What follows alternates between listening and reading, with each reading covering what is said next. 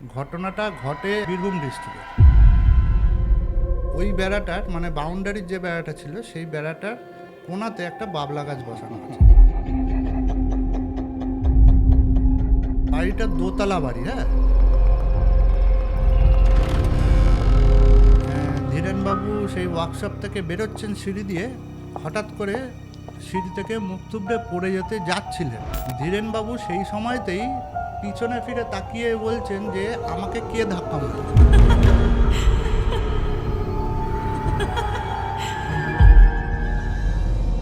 ওখানে যাওয়ার পরে ওনার ছেলের বউকে যখন দেখি, দেখার পরে আমিও ছক দেখার কথা ভুলে গেছি, কারণ ওনার ছেলের বউকে দেখে আমার তখন মনেই হয়েছে যে এটা কোনো একটা নর্মাল বা সাধারণ ঘটনা নয়। এমনি মুখের স্কিন ফিনগুলো খুব খসখসে টাইপের হয়েছে, আর চোখের তলাটা পুরো সাদাটে ভাব, মানে যেন মনে হচ্ছে ওখানে কোনো সাদা রং করা।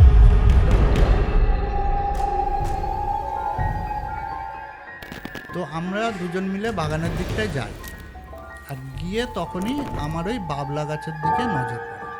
আচ্ছা, ওখানে ধরো মাছের টুকরো পড়ে রয়েছে, মাছের কাঁটা পড়ে রয়েছে।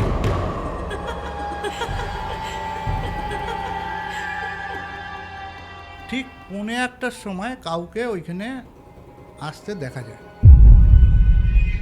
নামতে নামতেই শুনছি যে ওনার বড় ছেলে চিৎকার চেঁচেমেচি করছে যে ওনার বউ হঠাৎই ঘুমের মধ্যে বিছানা থেকে উঠে গেছে। কিন্তু তারপর থেকেই ওনার বউয়ের বা হাতটার বা পাটা কেমনই ক্রমশ বেঁকে যেতে শুরু করে। ওই বেঁকা বা হাতটা দিয়েই ওনার ছেলের হাতটাকে ধরেছে, আর সেটা এমনভাবেই ধরেছে যে সেটা ছাড়াতে পারছে। সে কি?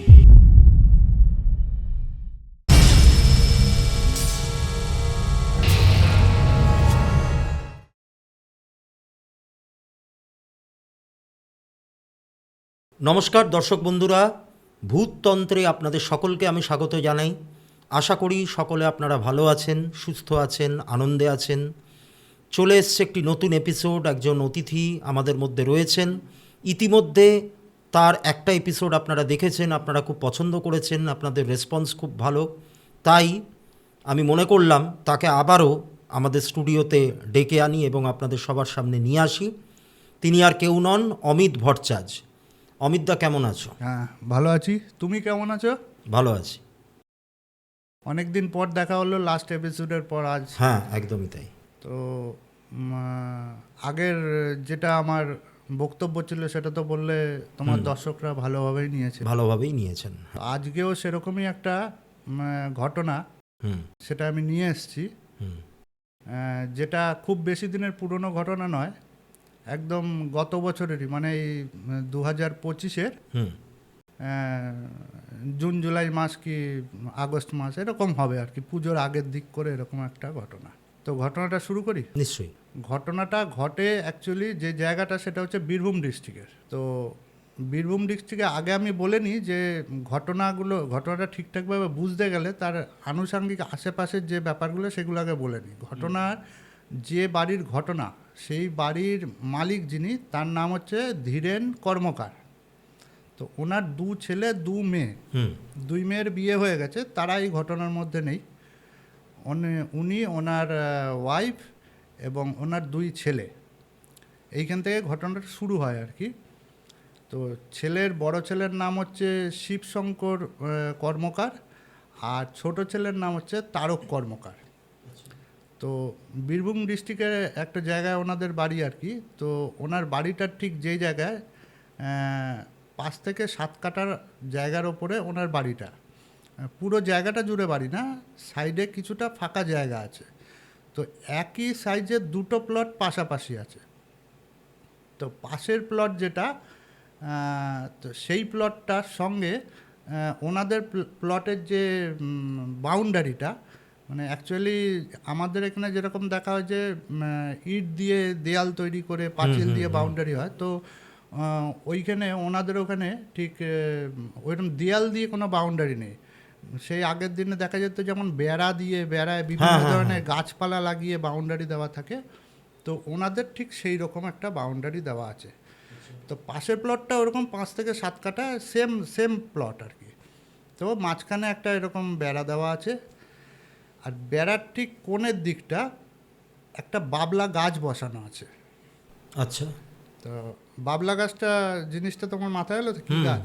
যেন অনেকেরই বেড়াতে ছোটোবেলায় আগে দেখতাম যে বাবলা গাছ লাগানো থাকতো, যে যে বেড়ার খুঁটি হিসেবে আর কি। তো এরকম ওই বেড়াটার মানে বাউন্ডারির যে বেড়াটা ছিল সেই বেড়াটার কোণাতে একটা বাবলা গাছ বসানো আছে। আর ঠিক তার পাশেই একটা পুরনো একটা টয়লেটটা এরকম টিন দেওয়া, বাইরে কোনো প্লাস্টার করা নেই, খালি ইটের গাঁথনি, এরকম একটা পুরনো টয়লেট, সেরকম একটা ইউজ হয় না দেখে এরকম মনে হয়। আর আরেকজন ক্যারেক্টার যিনি থাকেন আমাদের ব্যারাকপুর সাইডেই, উনি আমার পরিচিত। ওনার ভালো নামটা আমার ঠিক মনে নেই, তো ওনাকে আমরা বাবুদা বলে ডাকি। তো যেহেতু আর বাবুদার প্রফেশনটা হচ্ছিল ওই জেমস্টোনের ব্যবসা উনি করেন। আচ্ছা। তো যেহেতু আমি অ্যাস্ট্রোলজিক্যাল কাজকর্মের সঙ্গে যুক্ত রয়েছি, তো সেহেতু ওনার সাথে আমার পরিচয়। তো শুধু পরিচয় না, একটু বন্ধুত্ব মতো আছে ওনার সাথে আর কি, বেশ ভালো রকমের পরিচয়, বাড়িতে আসা যাওয়া আছে। তো এই গেল এই ঘটনাতে যারা আর কি রয়েছে তাদের। তো এইবার শুরু করছি ব্যাপারটা, যে এই ধীরেনবাবুর 2 ছেলে আর ওনার বউ, এই নিয়ে ওনাদের সংসারটা বেশ ভালোই চলছিল। ধীরেনবাবুর সোনার একটা ব্যবসা আছে। সোনার ব্যবসা বলতে কোনো রকম শোরুম নয়, আমাকে ওনারা বলেছিল যেরকম কোনো একটা ওয়ার্কশপ আছে। ওয়ার্কশপ বলতে আমি সেরকম খুঁটিয়ে জিজ্ঞেস করিনি, হয়তো ওই কোনো পাইকারি যে সমস্ত গয়নাগাটি, হয়তো অর্ডারি গয়নাগাটি হবে, সেই সমস্ত হয়তো ওনারা কিছু তৈরি করতেন। তো 2 ভাই আর বাবা মেন ছিলেন। তো 2 ভাই একই ব্যবসা করতেন, তো 2 ভাইয়ের মধ্যেও ভালো সদ্ভাব ছিল। তো এরকম বেশ ওনাদের ভালোই চলছিল। বাড়িটা দোতলা বাড়ি, হ্যাঁ।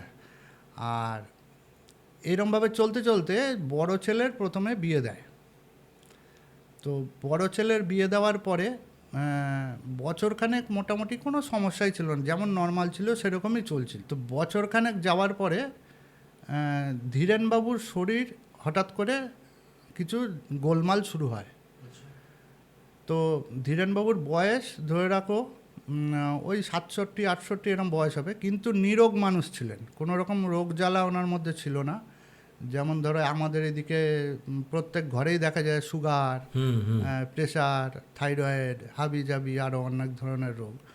তো আমাদের এদিকে সেটা কেউ রোগ বলে মনেই করে না। তো যাই হোক, সেটাও তো রোগ। তো ওনার মধ্যে বয়সটা অতটা হলেও কোনো রোগ জ্বালা ছিল না, কোনো রকম ওষুধপত্র খেতেন না।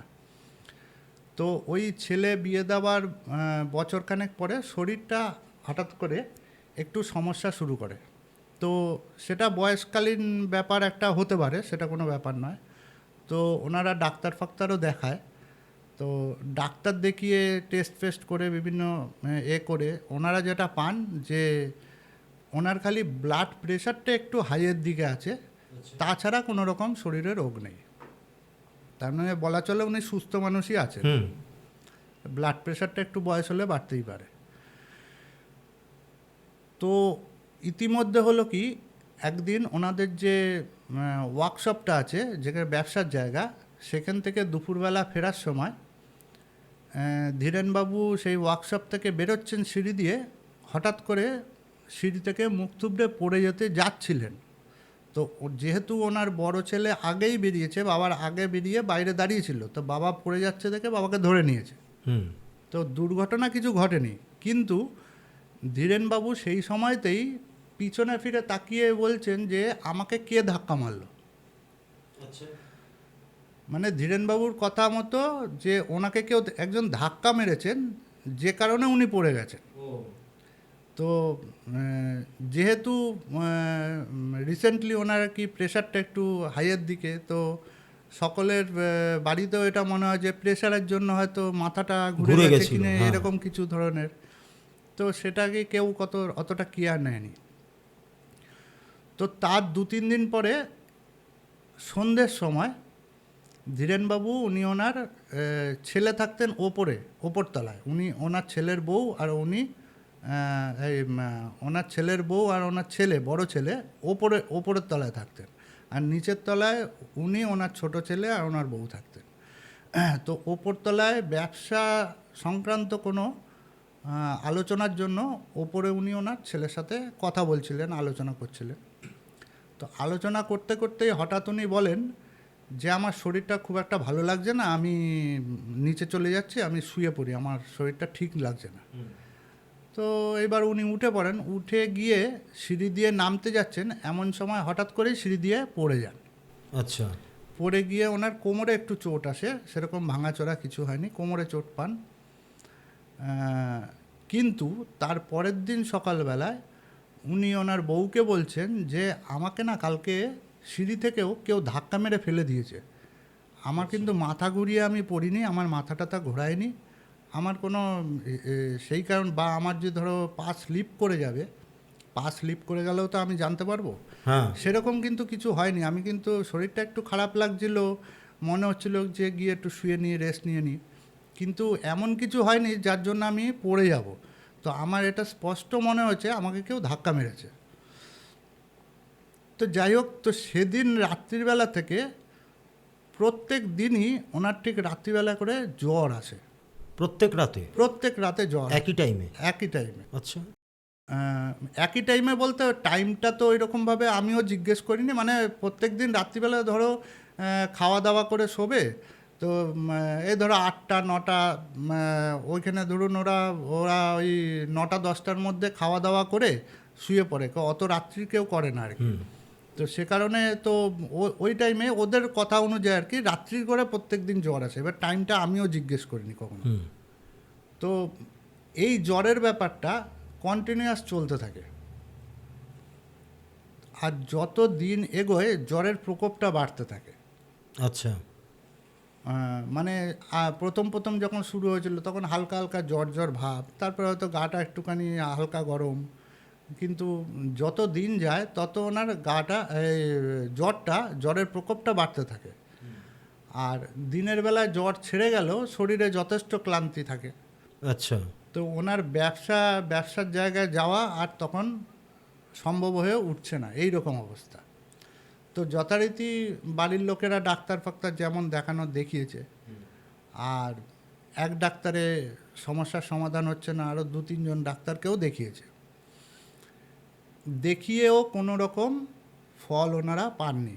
হয়তো 2 দিন ঠিক থাকছে, ওষুধপত্র খেয়ে হয়তো 2 দিন ঠিক থাকছে, 3 দিনের দিন আবার সেম জিনিস, একেবারে যে জ্বর সেরে গিয়ে পুরোপুরি জিনিসটা মিটে যাবে সেটা কিন্তু ওনার হচ্ছিল না। আচ্ছা। তো সে কারণে ওনাদের ওখানে লোকাল একজন মুসলিম কবিরাজ আছেন। কবিরাজ বলতে যে কি বোঝো তো, মানে যারা ওই ঝাড়ফুঁক করে, হ্যাঁ, সঙ্গে ওষুধপত্র দেয়, হয়তো কিছু জড়িবুটির কিছু ওষুধপত্র দেয়, ঝাড়ফুঁক করে যদি বাড়িতে কোনো রকম দোষ পোষ লাগে, এই সমস্ত কাজকর্ম ওনারা করে। তো এরকম একজন মুসলিম কবিরাজকে ওনারা ডাকেন। তো ডাকার পরে উনি আসেন, উনি এসে ওনার মতো করে যা করবার উনি করে দিয়ে যান। করে দিয়ে যাওয়ার পরে মোটামুটি মাস 1.5-2, হ্যাঁ 1.5-2 মাস মতো ঠিকঠাক ছিল। আস্তে আস্তে ওনার জ্বরের ব্যাপারটাও, ওষুধপত্র চলছিলই, তো ওষুধপত্র খাচ্ছে, তাতে আস্তে আস্তে ওনার জ্বরের ব্যাপারটাও কমে যায়। যে সমস্যাটা ছিল আর কি, প্রত্যেক দিন রাতে জ্বর আসছে, জ্বরটা অত্যাধিক বাড়ছে, আর সকালে শরীর ছেড়ে দিচ্ছে, আর ব্যবসার জায়গায় যেতে পারছে, তো ওনার শরীরটা মোটামুটি আস্তে আস্তে ফিট হয়ে যায়। তো ওই 1.5-2 মাসের মধ্যে উনি এতটাই ফিট হয়ে যায় যে উনি আবার নিজের ব্যবসার জায়গায় যাওয়ার মতো পরিস্থিতিতে চলে আসে। তো আবার এরকম ব্যবসা যেরকম আগে রুটিন ছিল সেই রকম না হলেও মাঝে সাঝে ব্যবসাতে নিজের দোকানে যাচ্ছিল, ওয়ার্কশপে যাচ্ছিল, দেখাশোনা করে চলে আসছিল। তো হঠাৎই একদিন ঘটে এক দুর্ঘটনা। আচ্ছা। তো দুর্ঘটনাটা কেমন ঘটে, অ্যাকচুয়ালি রাত্রিবেলায় যেমন সবাই একসাথে খাওয়া দাওয়া করে শুয়ে পড়া, সেরকম শুয়ে পড়েছে, কিন্তু ওই ধীরেনবাবুর বউয়ের একটা অভ্যাস ছিল ভোরবেলায় ওঠা, মানে 4:30-5টা নাগাদ উনি ঘুম থেকে উঠে পড়তেন। বাড়ির সবাই ঘুমালেও উনি উঠে পড়তেন। উঠে পড়ে ওই যেহেতু বাড়ির পাশটাতে একটু খালি জায়গা রয়েছে, তো ওই জায়গাটা একটু উঠোন মতো, লোকে ঝাড়ু ফাড়ু দেওয়া, এই সমস্ত কাজকর্ম, তো এইগুলো পুরোনো দিনের লোক, উনি ওনার এগুলো অভ্যাস আছে, উনি ওইগুলো করেন আর কি। হুম। তো যে কারণে উনি ভোরবেলায় উঠে পড়ে ওই কাজগুলো করতেন। তো সেদিন যথাক্রমে সবাই নিজের নিজের ঘরে শুয়ে পড়েছে। তো ভোরবেলায় যথারীতি ওনার ওয়াইফ উঠেছেন ঘুম থেকে, কিন্তু উঠে দেখছেন ধীরেনবাবু বিছানাতে নেই। নেই। তো বিছানাতে নেই দেখে তো তখন উনি বাড়ির চারিদিকে খুঁজেছে, বাড়ি থেকে ঘরের মধ্যে খুঁজেছে, কোথায় গেল, বাথরুমে গেল না কোন ঘরে গেল, কি ব্যাপার হলো না হলো। তো ঘরে ওনাকে দেখতে না পেয়ে ওনার ছেলেকে ডেকেছে, ছোট ছেলেকে ডেকেছে। ছোট ছেলে নিচেই থাকতো, তো ছোট ছেলেকে দেখেছে। তো ছোট ছেলেকে ডাকার পরে ছোট ছেলে দেখছে যে ঘরের যে সদর দরজা, যে দরজা দিয়ে আর কি ঘরে ঢুকবে আর কি, ডাইনিং রুমটায়, তো সেই দরজাটা খোলা। তো সেই দরজাটা খোলা দেখে ও ভেবেছে বাবা তাহলে বাইরে গেছে, বাইরে যাই, বাইরে গিয়ে দেখি বলে ও রাস্তার দিকে একটু খুঁজতে গেছে যে রাস্তায় বেরোলো কি না। এমনিতে ওনার তো মর্নিং ওয়াক করার কোনো রকম অভ্যাসও ছিল না, তো তবুও বাবা নেই, সকালবেলায় ভোরবেলা দরজা খোলা, তার মানে বাইরেই বেরিয়েছে। তো বাইরে বেরিয়ে ও গেছে রাস্তার দিকে দেখতে খুঁজতে। তো যথারীতি ওনার বউ যে কাজটা করেন আর কি, সাইডের ফাঁকা জায়গাটায় গেছেন, গিয়ে ওইখানে দেখছেন ওই যে আরেকটা জমির যে পার্টিশনটা, সেখানে যে বাবলা গাছটা, ঠিক সেই বাবলা গাছের একটু আগে, মানে ধরে রাখো 5-7 ফুট আগে বা 10 ফুট আগে, ওই জায়গায় ধীরেনবাবু মুখ থুবড়ে পড়ে রয়েছেন। আচ্ছা। তো এই দেখে উনি তখন ওনার ছেলেদের চিৎকার করে ডাকেন। তো এবার ওনার ছেলেরা গিয়ে দেখছেন ধীরেনবাবু ওইখানে স্পট ডেট। সে কি স্পট ডেট? ওনার চোখ খোলা, নাক দিয়ে রক্ত বেরোচ্ছে, মারা গেছে সেটা ওনার ছেলেরাই ওইখানে দেখে বুঝতে পেরেছে। আচ্ছা। তো যাই হোক, তো ডাক্তারকে ডাকা হয়েছে, যেমন হয় যে লোকাল তো এরিয়াতে কিছু না কিছু কারণ না কারণ কোনো না কোনো ডাক্তার থাকেই, তো তাকে ডাকা হয়েছে। তো ডাক্তার দেখে যা বলেছে যে স্ট্রোক হয়ে গেছে, হয়ে গিয়ে এরকম কিছু একটা হয়েছে। তো কিন্তু ওনাদের মনে একটা ব্যাপার থেকে যায় যে বাবা সকালবেলা উঠে বাগানে গেল কী করতে, কারণ ওনার বাবা উঠতো একটু বেলা করে, আগে ওনার বউ উঠতো, উঠে কাজকর্ম সব সেরে ঠেরে নিয়ে একটু বেলা করে উনি উঠতেন, ওঠার পরে ওনাকে চা টা দেওয়া হতো, যা করার সেটা করা হতো। তাই বাবা ওঠে না কোনো দিন, হঠাৎ করে আজকে ভোরবেলায় উঠে বাগানে কী করতে গেল, ওখানে তো বাবার কোনো কাজ থাকে না। তো এটা ওদের মনে একটা সন্দেহ থাকে, হয়। তো যাই হোক, বাবা মারা যায়, কিছু করার নেই। তো বাবা মারা যাওয়ার পর থেকেই আস্তে আস্তে হয় কি, দুই ভাইয়ের মধ্যে যতটাই ভালো সম্পর্ক ছিল, সেই সম্পর্কেতে চিড় ধরতে শুরু করে। আচ্ছা। ব্যবসার জায়গায় বিভিন্ন মনোমালিন্য হয়, ঝগড়াঝাটি, একটু অশান্তি হয় দুই ভাইয়ের মধ্যে। এমনকি ধীরেনবাবুর যে বড় ছেলের বউ, যার 1 বছর আগেই বিয়ে হয়েছে, তো সে ফ্যামিলির সঙ্গে ভালোই মিলেমিশে ছিল। তো হঠাৎ করে তারও স্বভাবের মধ্যে বেশ কিছু পরিবর্তন দেখা যায়। পরিবর্তন বলতে যেমন নিজের শাশুড়ির সাথে খারাপ ব্যবহার করা, যেটা ওনার শাশুড়ি ভাবতেই পারছেন না, মানে 1 বছর আগে এরম ছিল, হঠাৎ করে এমন কেন চেঞ্জ হয়ে গেল। তারপরে নিজের দেওর যে, তার সাথেও তাকে দু চোখকে দেখতে পাচ্ছে না, সহ্য করতে পারছে না। তো এইবার দাদার সাথেও ভাইয়ের একটা সমস্যা চলছে। তো এই করতে করতে তার কিছুদিন পর থেকে ওনার যে বৌমা, ধীরেনবাবুর বৌমার আর একটা সমস্যা শুরু হয়, চুল উঠতে শুরু করে মাথার। আচ্ছা। তো তখন ধীরেনবাবুর বউ ফোন করেন হচ্ছে এই যে বাবুদার কথা বললাম, যাকে, যিনি আমার এরিয়াতেই থাকেন, যিনি আর কি ওই জেমস্টোনের ব্যবসা করেন। তো ওই বাবুদার সঙ্গে যোগাযোগ করেন। তো বাবুদা ছিলেন হচ্ছে ধীরেনবাবুর খুড়তুতো ভাই, তার মানে ধীরেনবাবুর বউয়ের উনি দেওর হচ্ছেন। তো উনি ওনার দেওরকে ফোন করেন। তো মনের মধ্যে একটু সন্দেহ ছিলই, কারণ আগে একজন মুসলিম কবিরাজকে নিয়ে এসেছিলেন, কিছু কাজকর্ম ওরা করিয়ে তারপর থেকে কিছুটা রিলিফে ছিল। তো তারপরে আবার হঠাৎ এরকম ওনার হাজব্যান্ড মারা গেলেন, আর জিনিসটা সবার চোখে নর্মাল লাগলেও ওনাদের একটুখানি সন্দেহ ঠেকছিল, তো উনি আর কি ওই বাবুদাকে ফোন করেন। তো এবার বাবুদার এই সমস্ত ভৌতিক ব্যাপার, তন্ত্রমন্ত্র, এইসব ব্যাপারে খুব বিলিভ আছে, আর উনি এইগুলোতে খুব মানে বিশ্বাস করেন আর খুব ইন্টারেস্টেড। তো যে কারণে উনি এই সব ঘটনা শোনার পরে আগে আমাকে ফোন করেছে। তো আমাকে কেউ ফোন করলে আমি যথারীতি যেমন বলি যে দুই ভাইয়ের সমস্যা, তুমি দুই ভাইয়ের জন্মছক পাঠাও, আমি আগে জন্মছক দেখি। তো কিছু একটা ঘটছে মানে তুমি আগেই ধরে নিলে কেউ কিছু করেছে, হ্যাঁ কিছু একটা হয়েছে, তো ওই রকম ধরার কোনো কারণ নেই। তো তারপরে আমাকে বলছেন যে আরে না, আমাদের যে বড় বৌমা আছে, বৌমার মাথা চুল উঠে যাচ্ছে। আমি বললাম যে চুল উঠে যাচ্ছে তাহলে ডাক্তার দেখাও। চুল উঠে যাচ্ছে তো আমি কিছু করতে পারবো না, তো কী উল্টোপাল্টা বলছো। দিয়ে আমি বললাম দেখো তুমি আগে ছক পাঠাও, আমি আগে ছক দেখি, তারপরে আমি চিন্তা ভাবনা করবো, আমি তোমাকে যা জানানো তারপরে জানাবো। কিন্তু ওনার বৌদির সাথে ওনার যা কথা হয়েছে সেটা তো আর আমি জানি না, তো সেটাকে উনি এতটাই সিরিয়াসভাবে নিয়েছে। তো আমি শুনেছি ওনার মুখ থেকে, আমি অতটা সিরিয়াস নিইনি। তো উনি পরদিন সকালবেলা চলে গেছেন ওনার বৌদির ওখানে। আচ্ছা। তো বৌদির ওখানে যাওয়ার পরে ওনার যে বৌমা আছে, মানে ওই ছেলের বড় ছেলের বউ, তাকে দেখার পরে আমাকে আবার ফোন করেছে। তো ফোন করে আমাকে বলছে তোর ছক ফক কিছু দেখতে হবে না, তুই আগে এখানে আয়, তুই আগে এখানে আয়, এখানে আমি রয়েছি, তোর কোনো অসুবিধা হবে না, আগে আয়, তারপরে অন্য কথা হবে, তোর ছক ফক যা দেখার আমি পরে দেখিয়ে দেবো। তো এবার জোর জবরদস্তি করাতে আমি পরের দিন যথারীতি ওনাদের ওখানে যাই। তো ওখানে যাওয়ার পরে ওনার ছেলের বউকে যখন দেখি, দেখার পরে আমিও ছক দেখার কথা ভুলে গেছি, মানে আমারও আর তখন ছক দেখার কথা মাথায় আসেনি, কারণ ওনার ছেলের বউকে দেখে আমার তখন মনেই হয়েছে যে এটা কোনো একটা নর্মাল বা সাধারণ ঘটনা নয়। কারণ মাথার চুল উঠতে পারে অনেকের, কিন্তু ওনার বৌমার যেটা হচ্ছে, ওনার ডান সাইডের চুল অতটা ওঠেনি, ঠিকই আছে, কিন্তু বাঁ সাইডে বলতে গেলে চুলই নেই।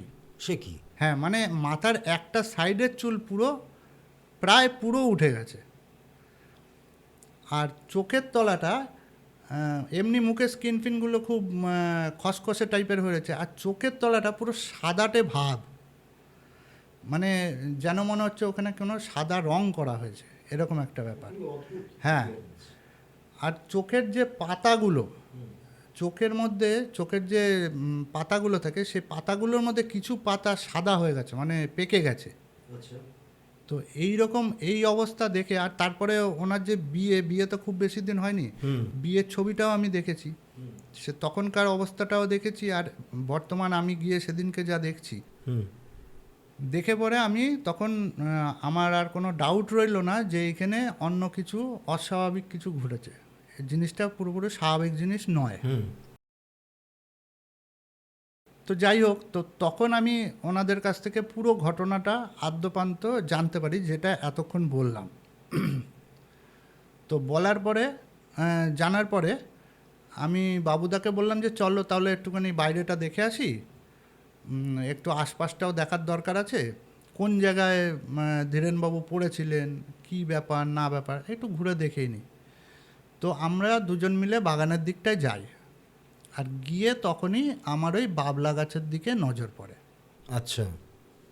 তো ওই বাবলা গাছটার গোড়াতেও এমন কিছু জিনিস দেখতে পাই, যে জিনিসটা একটু অস্বাভাবিক জিনিস, মানে ওখানে ধরো মাছের টুকরো পড়ে রয়েছে, মাছের কাঁটা পড়ে রয়েছে, আর মাছটা রান্না করা মাছ নয়, কাঁচা মাছও নয়, মাছটা একটা কাঁচা মাছকে পোড়ানো হয়েছে। আচ্ছা। হ্যাঁ, তার সেইটা যেরকম হবে, মানে সেই শ্রাদ্ধ শান্তির কাজেতে যেমন মাছ পুড়িয়ে দেওয়া হয় না, সেটার তো একটা আলাদা টাইপের কালার হয়, দেখে বোঝা যাচ্ছে কালো, ওপর থেকে কালচে কালচে, কিন্তু ভেতর থেকে পুরোটাই কাঁচা, এইরকম টাইপের মাছ পাছ পড়ে রয়েছে। তো আর তার মধ্যে গাছটা হচ্ছে বাবলা গাছ। তো বাবলা গাছের একটা আলাদা অভিজ্ঞতা আছে, যেটা আমি লাস্টে বলবো, আর কথাটা হয়ে যাক ঘটনাটা পুরো, তারপর আমি বলছি। তো ওইটা দেখে পরে আমার মনেই হয়েছে তখন যে এখানে একটা কোনো প্রেত সাধনার ব্যাপার ঘটেছে। হ্যাঁ। ঠিক আছে, তো সেটা কি ওইটা নিয়ে আমি পরে আলোচনা করছি। কিন্তু প্রেত সাধনার ঘটনাটা যে ওখানে যদি ঘটে থাকে, হুম। তখন আমার সবথেকে বড় সমস্যা যেটা হলো যে আমি যদি ওই বাড়িতে কিছু কাজ করে দিয়ে আসি আর ওই জায়গাটাকে যদি নিষ্ক্রিয় না করা যায়, হুম। তাহলে পরে এই সমস্যাটা আবারও ফিরে আসতে পারে বা অন্য ধরনের সমস্যাও হতে পারে। তো এখন বাড়ির ভিতরে কাজ করার থেকে আগে ওই জায়গাটা নিষ্ক্রিয় করা, এটাও একটা বড় কাজ হয়ে গেল। আর ওইটা করতে গেলে যা যা জিনিসপত্রের দরকার আছে সেটা তোমার ওই লোকাল মার্কেটে, মানে নিষ্ক্রিয় করার জন্য যেগুলো, হ্যাঁ। লোকাল মার্কেটে পাওয়া যাবে না। আচ্ছা। তো তবুও আমি জিনিসটাকে আরও স্যাঙ্গুইন হওয়ার জন্য আমি অন্য কাউকে কিছু জানাইনি বাড়ির। হুম। বাবুদাকে কিছুটা বলেছিলাম, দিয়ে বাবুদাকে বললাম যে আজকে রাত্রে আমি আর তুমি একটু ফলো করব যে ওই গাছটা ওইখানে কেউ আসছে কিনা বা কিছু কাজকর্ম হচ্ছে কিনা। হ্যাঁ, তো সেটা একটু ফলো করব। তো যে কারণে রাত্রিবেলা খাওয়া দাওয়ার পর আমি আর বাবুদা চলে যাই বাড়ির ছাদে। আচ্ছা। কিন্তু বাড়ির ছাদে গেল গ্রাম এলাকা একটু, তো সেখানে লাইটেরও অভাব, আর যেহেতু ফাঁকা জায়গা, পিছনটা একটু গাছপালা রয়েছে, আম গাছ, কাঁঠাল গাছ, নিম গাছ, এই সমস্ত রয়েছে, পাতার আড়াল থেকে অতটা বোঝা যাচ্ছে না, তো হালকা হালকা বোঝা যাচ্ছে। তো যাই হোক, আমরা তবুও 12টা 12:30 পর্যন্ত এখানে ওয়েট করি। তখনও পর্যন্ত ওইখানে কাউকে আসতে দেখা যায়নি। আচ্ছা। ঠিক 1:45টার সময় কাউকে ওইখানে আসতে দেখা যায়। 1:45? 1:45 রাত্রির। আচ্ছা। তো উনি আসেন, ওইখানে বসেন, বসে না হলেও, মানে এটা তুমি দেখতে পাচ্ছ? হ্যাঁ, আমি আর বাবুদা দুজনেই দুজনেই, দেখতে পাচ্ছি হ্যাঁ। যে ওইখানে কোনো একজন, ওটা কোনো যে অন্য কোনো অশরীরে আত্মা এমন কিছু নয়, কিন্তু ওখানে একজন কোনো ভদ্রলোক বা ভদ্রমহিলা কেউ হবে, ওইখানে এসছেন, এসে ওইখানটা বসেছেন। মানে জায়গাটা তো অন্ধকার, তার মধ্যে ওপর দিয়ে পুরো গাছগাছরা ভর্তি, সেরকম অতটা দেখা যাচ্ছে না। মানে ধরো যেখানে আমরা ছাদে দাঁড়িয়ে রয়েছি ওখান থেকে না হলেও 15-20 ফুট দূরে ওই জায়গাটা হবে, তো গাছের ছাওয়াতে অতটা বোঝা যাচ্ছে না। কিন্তু একজন কেউ এসছে ওইখানে, এসে ওইখানটা বসেছে, মোটামুটি মিনিট 15-20 ওইখানে উনি বসেন, বসে তারপরে ওখান থেকে উঠে চলে যান। আচ্ছা। তো এইবার তখন আমার একটা হঠাৎ করে মাথায় আসে যে যদি এইখানে এসে কেউ কিছু করছে, তাহলে তার কিছু রিয়াকশান কিন্তু বাড়ির মধ্যে কারুর ওপরে কিছু হতেও পারে। হুম। তো যে কারণে আমি বাবুদাকে তখনই সঙ্গে সঙ্গে বলি যে তুমি একটা কাজ করো, তুমি নিচে যাও, নিচে গিয়ে সবাইকে একবার একটু নক করো, রাত্রি রয়েছে ঠিক আছে, তবু একবার নক করো, সবাই ঠিকঠাক আছে কিনা একবার অন্তত জানো। দিয়ে যথারীতি আমরা দুজন ছাদ থেকে যখন নামছি, ছাদ থেকে নেমে দোতলার যে ডাইনিং স্পেসটা আছে ওইখানে নেমেছি সিঁড়ি দিয়ে, নেমে নামতে নামতেই শুনছি যে ওনার বড় ছেলে চিৎকার চেঁচেমেচি করছে। দিয়ে নেমে এসে দেখছি উনি বলছেন যে ওনার বড় ছেলে বলছেন, ধীরেনবাবুর বড় ছেলে, যে ওনার বউ হঠাৎই ঘুমের মধ্যে বিছানা থেকে উঠে গেছেন। আচ্ছা। উঠে গিয়ে ওই সিঁড়ি দিয়ে নেমে যাচ্ছিলেন। তো ওনারও হঠাৎ করে ঘুম ভেঙে যায় ওই সময়তে। তা ঘুম ভেঙে যাওয়ার পরে উনি গিয়ে ওনার বউকে পিছন দিয়ে ডাকেন, কিন্তু কোনো রকম সাড়া শব্দ না দেওয়ায় হাত ধরে যখন উনি টানেন নিজের বউকে, তো তখন ওনার সংজ্ঞা ফেরে।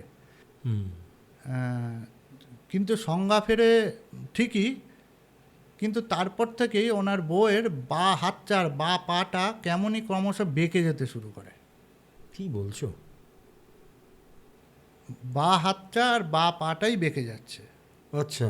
আর ওনার যে হাজবেন্ড মানে ধীরেনবাবুর বড় ছেলে, ওই বেঁকা বা হাতটা দিয়েই ওনার ছেলের হাতটাকে ধরেছে, আর সেটা এমনভাবেই ধরেছে যে সেটা ছাড়াতে পারছে না। কিন্তু যে ওনার যে বৌমার মুখের মধ্যে যে কোনো কষ্ট বা হাত পা বেঁকে যাচ্ছে সেরকম কিছু লক্ষ্য করা যাচ্ছে না। উনি কিন্তু একদম পুরো ওনার মুখটা দেখলে মনে হয় পুরো শান্ত, কিছু বুঝতে পারছে না, কিছু দেখতে পাচ্ছে না, এইরকম একটা মনে হচ্ছে সেন্সলেস অবস্থা টাইপের একটা হয়ে রয়েছে। কিন্তু ওনার হাজব্যান্ডের হাতটা ধরেছে, সেটা কিছুতেই ছাড়ানো যাচ্ছে না।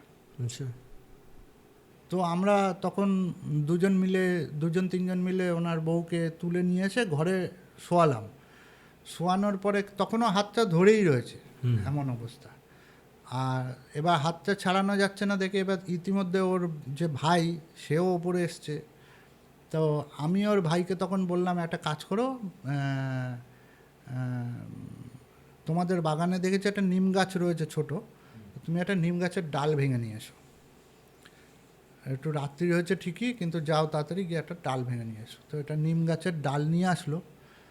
তো আমার গুরুদেবের একটা মন্ত্র স্পেশালি দেওয়া আছে, যে মন্ত্রটা মানে যখন ধরো এমন কোনো পরিস্থিতিতে পড়বো, বা গুরুদেব বলে দিয়েছেন যখন এমন কোনো পরিস্থিতিতে পড়বে যে তুমি কি করবে তুমি বুঝতে পারছো না, হঠাৎ করে এমন একটা কিছু পরিস্থিতি, তখন এই মন্ত্রটা প্রয়োগ করবে। তুমি যে উদ্দেশ্যে তুমি এই মন্ত্রটা প্রয়োগ করবে, তোমার সেই উদ্দেশ্যটা কিন্তু সফল হবে। তো সেই কারণেই ওই মন্ত্রটা আমাদের দেওয়া হয়েছে। আচ্ছা।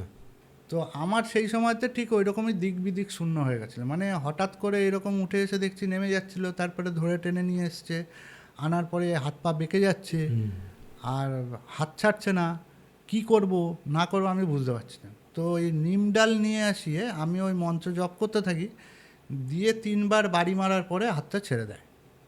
আচ্ছা। তো যাই হোক, তারপরে আমার কাছে যেহেতু আমি কলকাতা সাইড থেকে যাচ্ছি, আর যাচ্ছি বীরভূম সাইডে, তো আমার ব্যাগের মধ্যে একটা গঙ্গা জলের বোতল একটা ছিল ছোট, আমি ওটা নিয়েই গেছিলাম।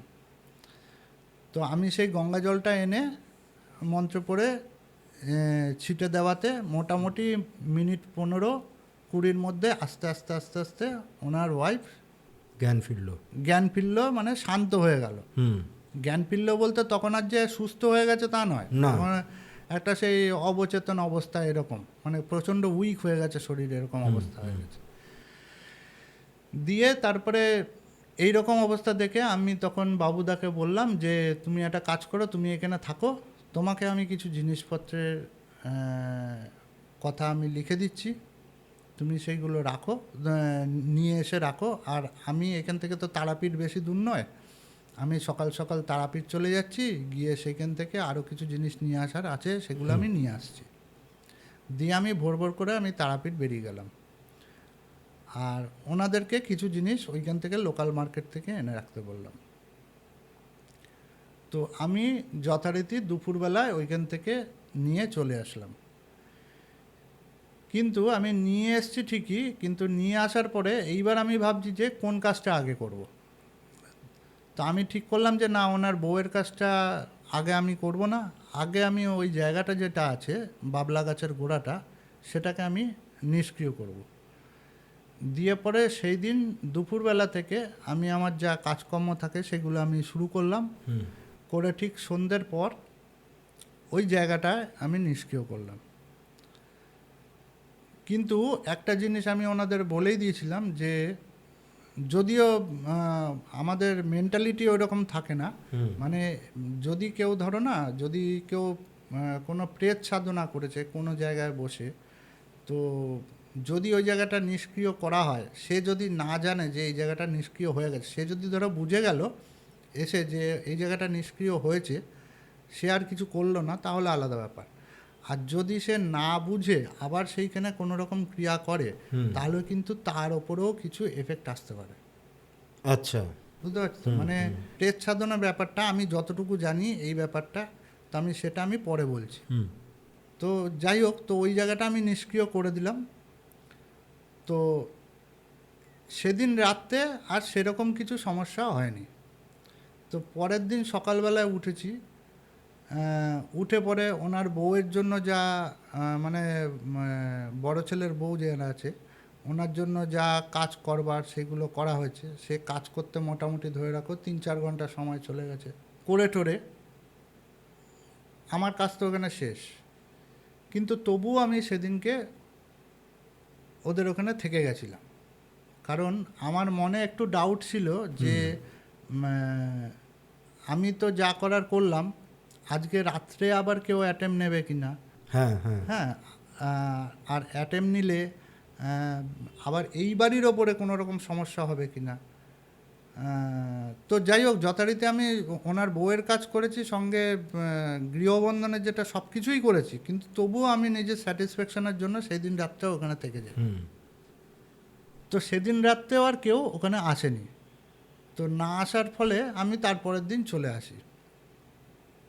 কিন্তু অদ্ভুতভাবে যেটা শুনতে পাই, ও আর একটা কথা বলা হয়নি, মানে ওর যে পাশের বাড়ি যে কাকা আর কি, কাকারা থাকেন, তো এই কাকাদের কথা আমি যখন জানতে চেয়েছিলাম যে পাশের বাড়িটা কার, সেটা আমি জানতে চেয়েছিলাম, তো তখন বলেছিল এটা আমার কাকার বাড়ি। কিন্তু ওই কাকার সাথে এদের কারোর রিলেশন নেই। কারোর বলতে যে শুধু ধীরেনবাবুদের তা নয়, কোনো আরও যারা রিলেটিভ আছে, যেমন ধরো বাবুদা এখান থেকে গেছিলো, বাবুদাও তো ওদের রিলেটিভ হবে। তো বাবুদার সাথেও ওদের কোনো সম্পর্ক নেই। এটা বাবুর সঙ্গে যখন আমি ঘুরছিলাম তো তখন আমাকে বলেছিল। তো বাবুদার কাছ থেকেও জানতে পারি, ওদের সকলের কাছ থেকেও জানতে পারি যে ওদের ওই যে ওনার কাকা আছে, ওনার কাকারও ওই রকম একটা সোনার ব্যবসায়ী ছিল। আচ্ছা। তো 2 ছেলে ছিল ওনার, আর 1 মেয়ে ছিল। তো ওই 2 ছেলের মধ্যে বনিবনা ঠিকঠাক ছিল না। তো কাকার একটু বয়স হচ্ছে দেখে কাকা ওই ব্যবসাটা 2 ভাইকে ভাগ করে দিয়েছিল। তো 2 ভাইকে ভাগ করে দেওয়ার পরে 2 ভাইয়ের মধ্যে ঝুট ঝামেলা, অশান্তি, কিন্তু ব্যবসা কারুরই খুব একটা ভাগ হয়ে যাওয়ার পরে ব্যবসা কারুরই খুব একটা ভালো চলছে না। তো বড় ভাই যে ছিল সে একটু নিরীহ টাইপের ছেলেই ছিল, সে কোনো রকম ঝুট ঝামেলা সাথে পাচা থাকতো না। আর সংসারটা যেটা চলতো মোটামুটি ওর যেটুকু রোজগার সেইটুকুর ওপরেই কোনো রকমের সংসারটা চলতো। আর ছোট ছেলে যে ছিল, ছোট ছেলে একটুখানি এই কি বলে লাফাঙ্গাবাস টাইপের, যেরকম হয় না, যে বন্ধু বান্ধব নিয়ে ঘুরে বেড়ানো, ফুর্তি করা, বোহেমিয়ান, হ্যাঁ, একটু নেশা ভাঙ করা, এই সমস্তর প্রতি বেশি ঝোঁক ছিল। তো লাভ ম্যারেজ করে একটা বিয়েও করেছিল। তো বিয়ে করার পরে ওরই অত্যাচারে ওর বউও বেশি দিন থাকেনি, ওর বউও বাপের বাড়ি চলে যায়। আর ওর যে বোন, সেই বোনেরও বিয়ে দেওয়া হয়েছিল, সেই বোনেরও 2 বছরের মধ্যেই ডিভোর্স হয়ে যায়, সেই বোনও এখানে চলে আসে। তো এবার হয় কি, বোনও এখানে চলে আসে, তো যে কারণে ওই যে আমার যে ডাউটটা ছিল যে এইখানে গাছের গোড়ায় কিছু একটা করা হয়, তো সেই ডাউটটা কিন্তু অনেকটা তার কারণ খুঁজে পাওয়া যাচ্ছিল। যেহেতু এদের সাথে সম্পর্কও ঠিক না, শুধু এদের সাথে না, কারোর সাথেই সম্পর্ক ঠিক না। তো তার মধ্যে এদের বাড়িতে 2 ছেলে, তাদের ভরা সংসার, কোনো ঝুটঝামেলা, অশান্তি নেই, আর এদের বাড়িতে খালি অশান্তি। তো সেক্ষেত্রে একটা কারণ খুঁজে পাওয়া যাচ্ছিল। তো যাই হোক, কিন্তু আমি ওদেরকে জিজ্ঞেস করেছিলাম যে ওই বাইরে যে ল্যাট্রিনটা রয়েছে, যেটা কাঁচা টাইপের ল্যাট্রিনটা, তো ওই ল্যাট্রিনটাকে কেউ ইউজ করে? তো ওরা বলেছিল না, ওটা কেউ ইউজ করে না। কিন্তু আমার সেটা ঠিক বিশ্বাস হয়নি। তো যাই হোক, তো যে কারণে আমিও একটু করেছিলাম যে একটা দিন স্টে করেছিলাম, যে যদি ওইখানে কেউ কিছু করছে কি না, আমার কাজটা ফুল প্রুফ হলো কি না, সেটা বোঝবার জন্য, যেহেতু পরিচিতদের মধ্যেই একজন কেউ, তো আমি আরও একটা দিন স্টে করে যাই। তো সেই দিন রাত্রে আর কোনো অ্যাক্টিভিটি দেখতে পাই না বলে আমি ওখান থেকে ব্যাক করে যাই। কিন্তু তার ঠিক 8 থেকে 10 দিন হবে, তারপরে আমি ওখান থেকে খবর পাই, ওনাদের থেকে, বাবুদার কাছ থেকেই খবর পাই যে ওই বাড়ির যে মেয়েটি ছিল, যে মেয়েটি ডিভোর্সি আর কি, ডিভোর্স হয়ে চলে এসছে, সেই মেয়েটির বাঁ সাইডটা প্যারালাইসিস হয়ে গেছে। সে কি? তার মানে সেদিনকে আমি যে ওখানে অপেক্ষা করেছিলাম, সেদিন হয়তো সে যায়নি, হয়তো ওই বাড়িতে কিছু কাজকর্ম হচ্ছে সেটাও তারা আন্দাজ করেছিল, হয়তো সেই কারণেই কিছু যায়নি বা কিছু হয়েছে। কিন্তু পরের দিন হয়তো গেছে, না বুঝেই ওইখানে আবার কিছু ক্রিয়া করতে গেছে, যেটা করতে গিয়ে সেটা রিভার্স হয়ে গেছে। আচ্ছা। কিন্তু যাই হোক, হয়েছে ঠিকই, কিন্তু জিনিসটা আমারও ঠিক অতটা মানে আমারও খারাপ লেগেছে। মানে অ্যাকচুয়ালি ওই কারুর খারাপ করবার উদ্দেশ্য কিন্তু আমার ছিল না কাজ করার। মানে ওই ধরনের কাজ আমি করিও না, আমি জানিও না, তো আমার জানবার ইচ্ছেও নেই। তো আর কারুর কিছু যদি ক্ষতি হয়েও যায়, যে যাই করুক, সে কিন্তু তার অজ্ঞানের দ্বারাই করছে সেটা। এটা সকলকেই মানতে হবে যদি কেউ একটু সামান্য বিচার করে। মানে আমি যদি তোমার খারাপ করি, তোমার খারাপ করে আমার কিন্তু আলটিমেটলি কোনো লাভ হবে না, সেটা জেনেও আমি তোমার খারাপ করতে যাচ্ছি। তো এটা তো অজ্ঞানতা ছাড়া অন্য কিছু হতে পারে না। তো সে কারণেই যে যা করছে সেটা তো অজ্ঞানের বশত হয়েই করছে। তো তার যদি কিছু ক্ষতি হয়ে যায় সেটাও তো ঠিক না। তো সে কারণেই ওই জিনিসটা আমি চাই না, কিন্তু হয়ে কিন্তু গেছিল। তো যাই হোক, তারপরেও মোটামুটি ধরো বেশ কয়েক মাস তো কেটে গেছে। রিসেন্টলি যা খবর পেলাম, তো ওই যে মেয়েটি যার প্যারালাইসিস হয়ে গেছিলো, তো তার প্যারালাইসিসটাও এখন বেশ আগের থেকে অনেকটা রিকভারিও হয়ে গেছে। তো যাই হোক, সেটা শুনে আমার বেশ ভালোই লেগেছে, খারাপ লাগেনি। মানে আমি আমার যে কার্যে গেছিলাম সে কার্যও সিদ্ধ হয়েছে, ওই বাড়ি থেকে যে সমস্যা ছিল সেই সমস্যাও উঠেছে। এমনকি ধীরেনবাবুর যে বৌমা, তিনি এখন যথেষ্ট সুস্থ, তার স্বাভাবিক রূপে ফিরেই এসেছেন। আর রিসেন্টলি ওনাদের একটা ভালো সুখবরও এসছে। আচ্ছা, মানে উনি আর কি কনসিভ করেছেন। তো সব মিলিয়ে মোটামুটি এখন আমি এই কাজটা করে যথেষ্ট স্যাটিসফাই। এই ছিল এই ঘটনাটা। খুবই ভয়ঙ্কর ঘটনা, আর খুব লাস্টের দিকটা তো খুবই মর্মান্তিক। আচ্ছা, এই যে রিভার্স ব্যাকের কথা যেটা বললে, মানে প্রেত সাধনা বা প্রেত চালানে কি এইটা আরও বেশি করে হয় কম্পেয়ার টু দৈবিক প্রয়োগ?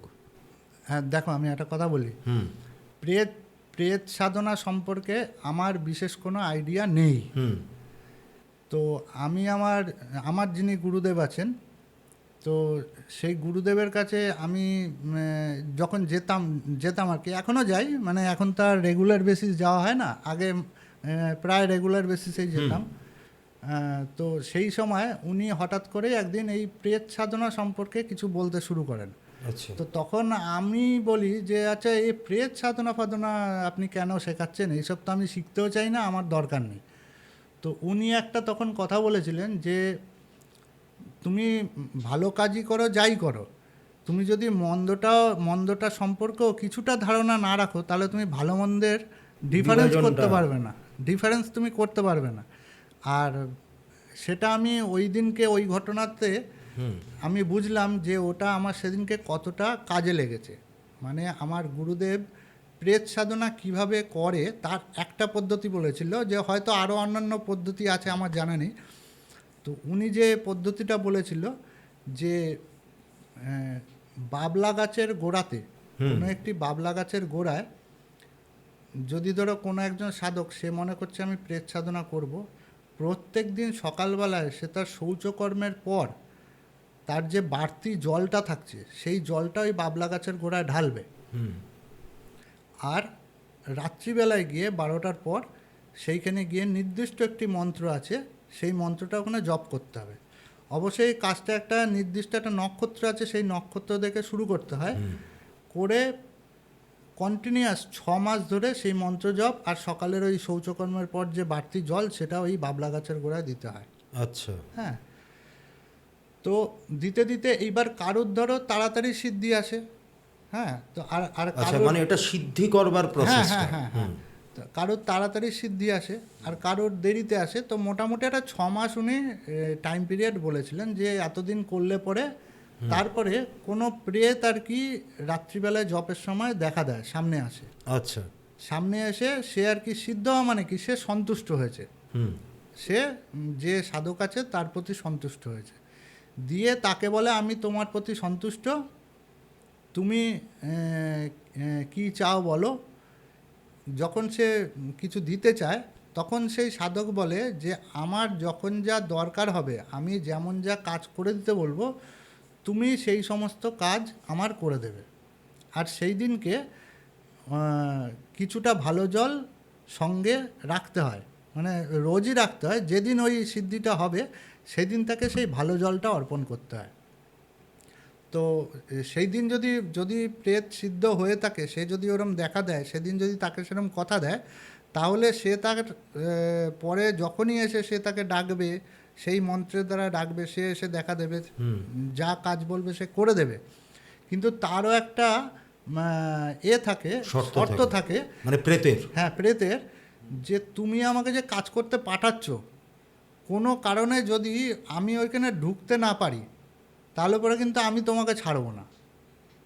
আচ্ছা, মানে কি ব্যাপারটা ঠিক কীরকম, মানে প্রেতকে অর্ডার দেওয়া হয়েছে কোনো কাজ করবার জন্য, সে কাজটা যখন অর্ডার পেয়েছে, সে ওই কাজটা যেভাবেই হোক করবে। এবার কোনো কারণে যদি সে ওই বাড়িতে ঢুকতে বাধা পায়, তাহলে সে এসে ডাইরেক্ট সেই সাধককেই ধরবে। বোঝাতে পারলাম জিনিসটা? তার মানে কি সেই জিনিসটা রিভার্স হচ্ছে তার উপরে। তো এই কারণে আমি বললাম যে আমি যে ওই জায়গাটা নিষ্ক্রিয় করেছি, তো নিষ্ক্রিয় করবার আমি একটা চিহ্নও রেখেছিলাম, যাতে যে করতে আসছে সে যদি বোঝে, হ্যাঁ, যে সেটাকে কাটানোর ব্যবস্থা করা হচ্ছে, হ্যাঁ, যে আমার এই জায়গাটাকে নিষ্ক্রিয় করে দেওয়া হয়েছে, আমার এখানে কিছু করা উচিত না। তো এবার নিষ্ক্রিয় করা মানে কি, ধরো প্রেত সিদ্ধ করা হয় যখন, তখন সেখানে কোনো নিশ্চয়ই সাত্ত্বিক জিনিস দিয়ে সিদ্ধ করা হবে না। হ্যাঁ, তো সেখানে যেমন তোমাকে বললাম, শৌচকর্মের পর যে জলটা বাড়তে থাকে, সেটা তো একদম শুদ্ধ জিনিস নয়, তো সেটা দেওয়া হচ্ছে। তো তারপরে কাঁচা মাছ, মাংস, হ্যাঁ, কাঁচা মাছ পুড়িয়ে যাই হোক যেরমভাবে দিয়েছে। তো আবার যখন আমি ওই জায়গাটাকে নিষ্ক্রিয় করছি, আমি কিন্তু ওই জায়গায় সাত্ত্বিক জিনিস দিয়েই নিষ্ক্রিয় করব। হ্যাঁ, মানে যেমন ধরো আগুনের মধ্যে যদি কোনো খারাপ পদার্থ, দূষিত পদার্থ পড়ে, আগুন কি দূষিত হবে না সেই দূষিত পদার্থটা পুড়ে গিয়ে শুদ্ধ হয়ে যাবে? দূষিত পদার্থটাই পুড়ে যাবে। হ্যাঁ, আগুন কিন্তু অশুদ্ধ হবে না। আগুন কিন্তু অশুদ্ধ হবে না, আগুন ওই দূষিত পদার্থটাকে পুড়িয়ে ছাই করে দিয়ে শুদ্ধ করে দেবে। তো সেই রকমই যেমন নিষ্ক্রিয় করবার পদ্ধতিও সেরকম, কিছু শুদ্ধ জিনিস দিয়ে, কিছু আচার দ্বারা ওই জায়গাটা দিলে পরে, তাহলে পরে ওই জায়গাটা ওই প্রেতের জন্য বর্জনীয় হয়ে গেল, মানে সে ওই জায়গাটা আর পছন্দ করবে না। আচ্ছা আচ্ছা, ঠিক আছে।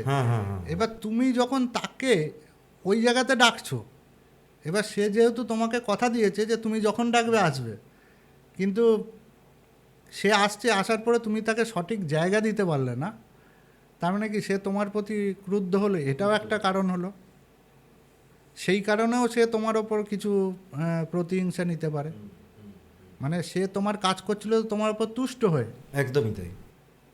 এবার সে যদি তোমার ওপরেই অসন্তুষ্ট হয়, তাহলে পরে তো তোমার ওপরে কিছু না কিছু ক্ষতি প্রয়োগ করতে পারে। তো যে কারণে আমি ওখানে কিছু সিম্বলিক জিনিসও রেখেছিলাম, যাতে কেউ যদি আসে, আবার এসে যদি ওখানে দেখে যদি ওই জায়গাটা থেকে বিরত থাকে, ওই কাজকর্ম থেকে বিরত থাকে, তাহলে কিন্তু তার কিছু ক্ষতি হবে না। তো এই হচ্ছে ব্যাপার। তো এর থেকে বেশি প্রেত সিদ্ধি সম্পর্কে আমার কোনো আইডিয়া নেই। যেটুকু আমি আমার গুরুর মুখ থেকে শুনেছিলাম বলেই আমি কিন্তু জিনিসটা ধরতে পেরেছি। নইলে কিন্তু আমি ধরতেও পারতাম না। একদমই তাই। আগে যিনি কবিরাজ একজন এসেছিলেন, উনি কিন্তু এসে ওনার মতো কাজ করে দিয়েছে, তাতে কিন্তু কিছুদিন ঠিক ছিল, তারপরে কিন্তু আবার উৎপাত শুরু হয়েছে। তো সেই রকম জিনিসই হতো। তো যাই হোক, সেটা আমার গুরুর আশীর্বাদ, তিনি এমন শিক্ষা দিয়েছেন যাতে সেই জিনিসটা আমি ধরতে পেরেছি, কাজটা করতে পেরেছি। সব থেকে বেশি আমার যেটা অনুশোচনা ছিল, যে পাশের বাড়ির মেয়েটি প্যারালাইসিস হয়ে গেছে, তো সেটাও এখন শুনলাম মোটামুটি আগের থেকে অনেকটা রিকভারি করে গেছে। যাই হোক, সেটা ভালো জিনিস, সে তারা যেভাবেই রিকভার করুক, তো সেটা খুব ভালো জিনিস।